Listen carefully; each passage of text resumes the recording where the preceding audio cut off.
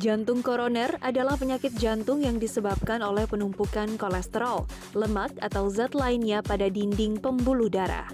Seiring bertambahnya usia, keelastisan pembuluh darah semakin menurun. Diiringi dengan radikal bebas dan plak lemak yang hinggap di dinding pembuluh darah. Penyakit jantung koroner secara medis disebut juga penyakit jantung iskemik. Penyakit ini termasuk salah satu penyebab kematian tertinggi di Indonesia. Ada banyak hal yang dapat Anda lakukan untuk mengurangi kemungkinan mendapatkan penyakit jantung. Di antaranya makan makanan sehat. Sejauh ini penyebab pasti terbentuknya plak pada pembuluh arteri masih belum diketahui dengan pasti. Namun beberapa hal seperti rokok dan tekanan darah tinggi bisa memperbesar risiko seseorang mengalami jantung koroner. Dengan penanganan tepat, kematian akibat penyakit jantung koroner bisa dihindari. Untuk mendapatkan informasi lebih lengkap seputar penyakit jantung koroner, saksikan pembahasannya dalam Ayo Hidup Sehat berikut ini.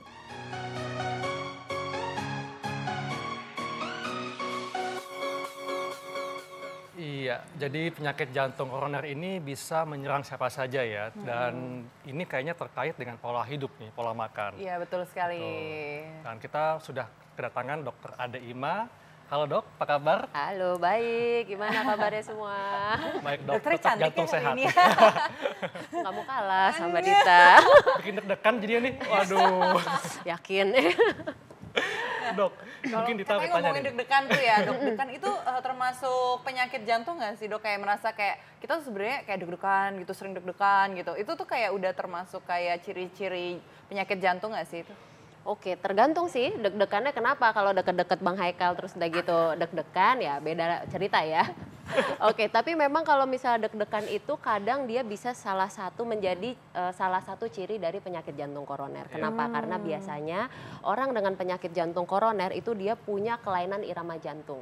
Di mana gejala utamanya itu adalah debar-debar. Ya, rasanya deg-degan, rasanya denyutnya cepet, atau kadang-kadang rasanya kayak ditendang dari dalam, rasanya kayak mendadak kok sesek terus denyutnya nggak beraturan, jantungnya rasanya berhenti, kadang-kadang bisa terasa seperti itu. Atau terasa sakit gitu? Atau kalau sakit kan beda ya dari debar-debar ya, orang kadang ada yang nggak sakit sih Pak, tapi nggak sakit dok, tapi saya debar-debar aja dok, rasanya nggak enak. Nah itu bisa jadi memang bisa jadi salah satu gejala penyakit jantung koroner. Jadi nggak mesti dia penyakit jantung koroner itu sakit dada, kayak ditusuk panas itu memang kadang paling sering seperti itu, cuman debar-debar pun juga hati-hati. Jadi debar-debar itu pada saat kita tidak melakukan kegiatan yang ekstrim atau yang memacu jantung juga. Jadi kayak lagi biasa aja terus debar-debar itu udah termasuk ciri-cirinya dok?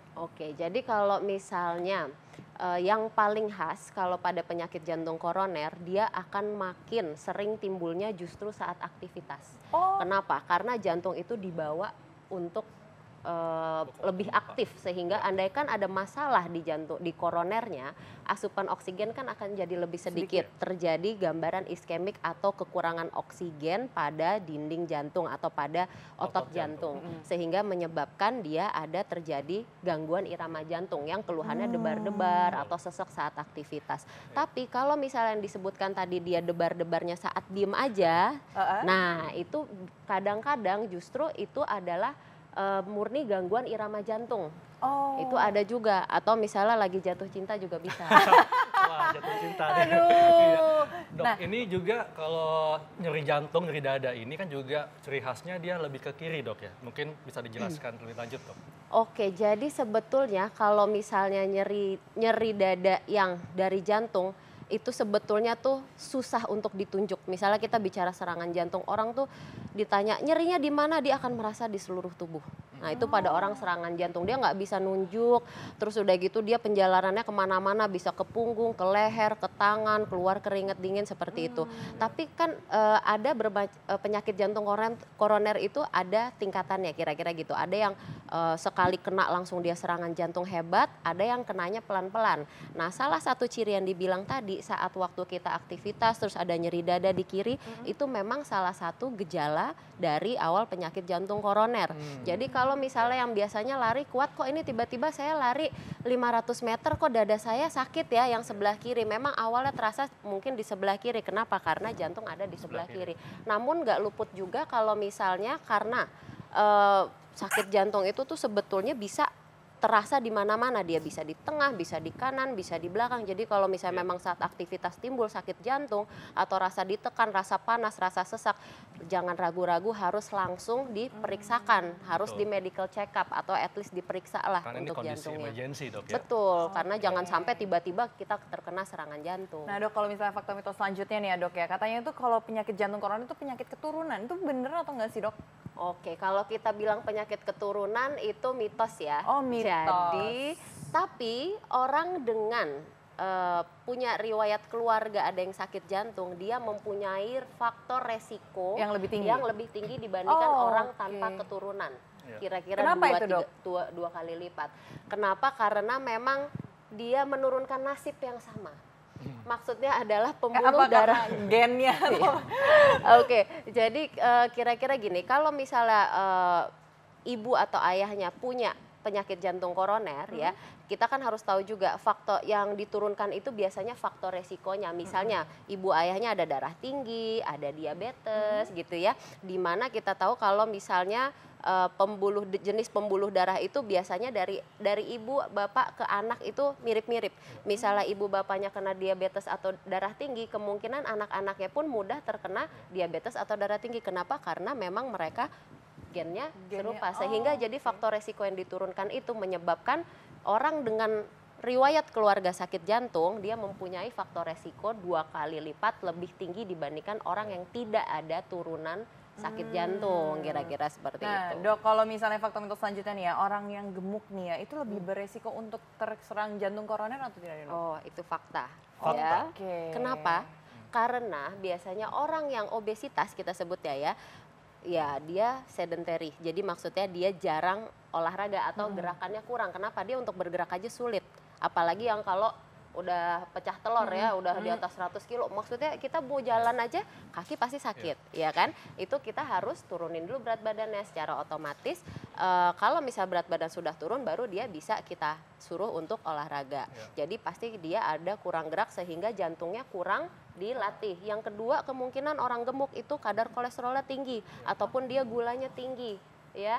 Nah, jadi biasanya pola hidupnya itu yang membuat dia jadi mudah terkena serangan jantung. Kita lihat tadi makanan tersebut ini mudah diperoleh, Dok ya. Ada brokoli, asparagus, ada tomat, alpukat, dan ini tinggi serat dan juga omega 3. Nah ini bagaimana, Dok? Apakah makanan ini tentunya semakin bisa menurunkan risiko penyakit jantung koroner?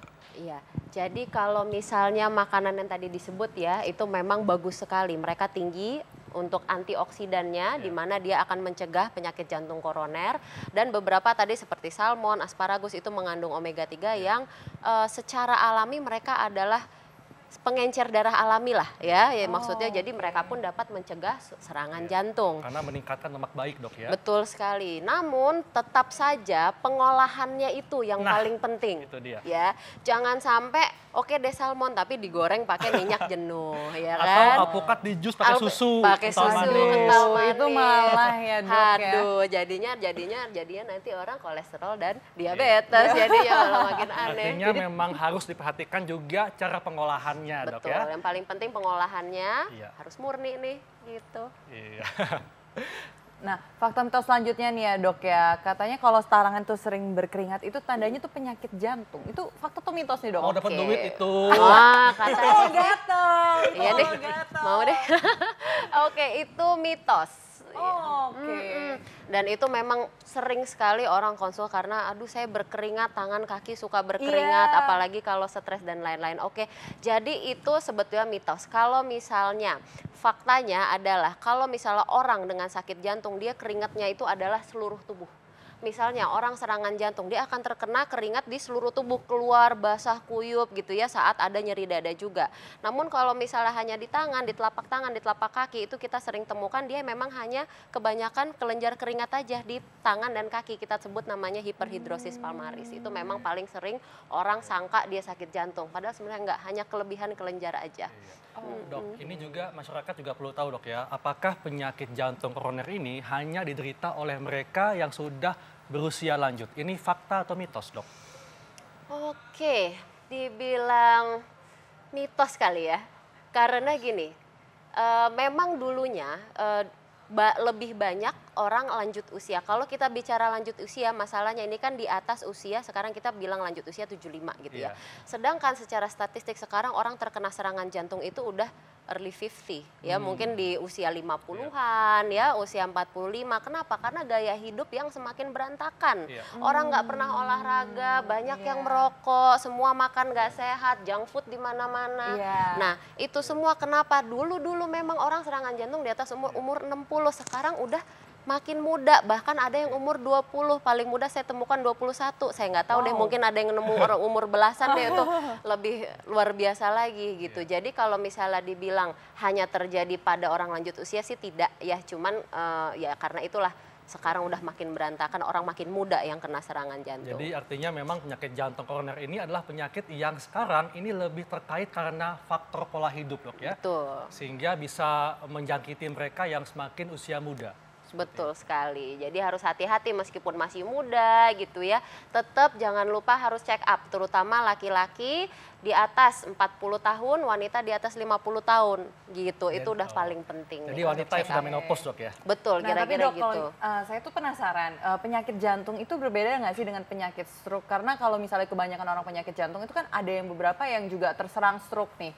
Itu fakta atau mitos nih dok? Oh, kalau dikatakan sama, ya itu mitos ya. Jelas-jelas kalau sakit jantung koroner itu serangannya di jantung. Tapi kalau stroke itu di pembuluh darah otak. Namun penyebabnya sama-sama aterosklerosis atau penimbunan lemak pada pembuluh darah. Tapi bedanya satu di pembuluh darah koroner atau pembuluh darah jantung, satu di pembuluh darah otak.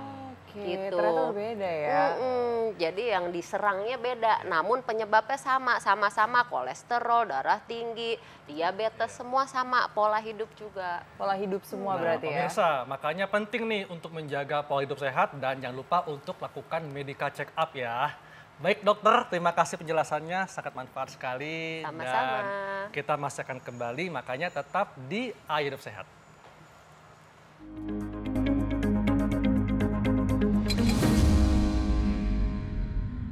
Ya pemirsa, kita masih di Ayo Hidup Sehat. Nah tadi kita sudah membahas tentang mangga nih ya. Mangga itu ternyata tuh baik dan harus sesuai porsinya ya dok ya tentunya. Nggak boleh berlebih karena itu dapat menyebabkan diabetes karena kadar gulanya yang terlalu tinggi untuk mangga yang terlalu manis. Jadi pilih yang mengkel ya? Iya, pilih yang mengkel, yang mateng aja, nggak perlu manis-manis ya. Nah kalau misalnya kita tadi juga membahas tentang penyakit jantung koroner, ternyata itu tidak menyerang untuk yang lanjut usia ya. Tapi jadi bisa usia muda ya? Karena aku taunya kan cuma orang tua doang nih ya. Dan ternyata tuh anak-anak muda tuh ternyata tadi ada umur 20-an ya terserang ya. Makanya sangat penting untuk menjaga pola hidup sehat. Dan saatnya kami pamit ya, jangan lupa untuk bisa baca resume kami di viva.co.id. Saya Dr. Haikal. Saya Dita Fakrana. Indonesia, Ayo Hidup Sehat.